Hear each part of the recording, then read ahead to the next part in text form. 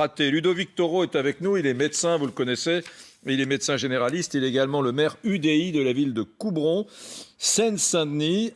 Bonjour et merci d'être avec nous, docteur Ludovic Toro. Bon, ben voilà, est-ce que ça fait sens pour vous de réouvrir progressivement la société française avec ces chiffres qui sont vraiment pas bons ? Alors, voyons un peu ce troisième confinement. En fait, ce troisième confinement, on voit les résultats parce que, comme on le dit, au bout de 15 jours, 21 jours, on voit si le début du confinement a fait effet. Il n'y a aucun effet. Ça, c'est clair. Pourquoi ? Parce que tout simplement, on a un variant anglais qui est beaucoup plus fort, d'accord ? Donc, il fallait s'y attendre. Donc, c'est un confinement qui n'a servi à rien. Mais à rien du tout. Parce que ce qui est important, en fait, c'est les lits de réa et les hospitalisations. Et on se rend compte aujourd'hui que, soi-disant, on était passé le pic, il n'y a aucun pic. Ça monte. En fait, il n'y a pas de troisième vague. C'est la deuxième qui continue régulièrement. Et aujourd'hui, on est en haut. Mais rien. Et on va déconfiner, là. Bientôt, le 15 mai, on va commencer à ouvrir les choses.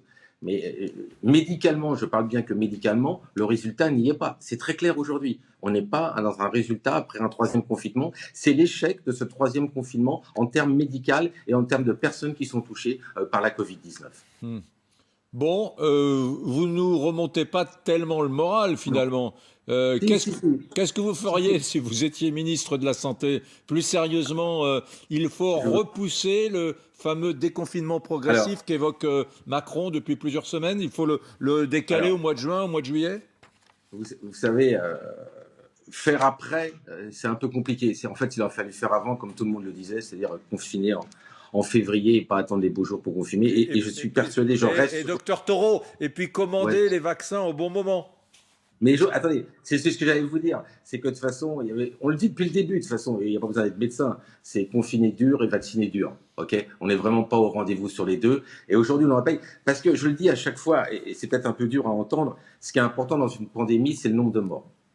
Aujourd'hui, en Europe, nous sommes, hélas, en troisième position par rapport au nombre d'habitants. C'est-à-dire qu'on fait un ratio nombre d'habitants, on est troisième. Sauf que nous, chaque jour, et des jours où on est à des pics à 400 décès, l'Angleterre a arrêté ces décès. Donc bientôt, on sera deuxième au niveau de l'Europe en nombre de morts. Et c'est ça une pandémie, c'est le nombre de morts. Donc c'est un échec, c'est clair. Et on n'a toujours pas réouvert, et ça fait que des stop and go, des semi-confinements, tout ça. Donc cette gestion, de par les chiffres aujourd'hui, de nombre d'hospitalisés, de nombre de décès, est un échec de gestion sanitaire. Bon, alors Alexandre ? Les 2 mois qui viennent vont être très difficiles. Et de toute façon, comme il n'y a toujours pas massivement des vaccins, on va continuer à vacciner à la vitesse de l'escargot, c'est-à-dire beaucoup plus lentement que les pays qui ont vacciné. Et donc la protection va être lente. Donc le mois de mai va être extrêmement tendu.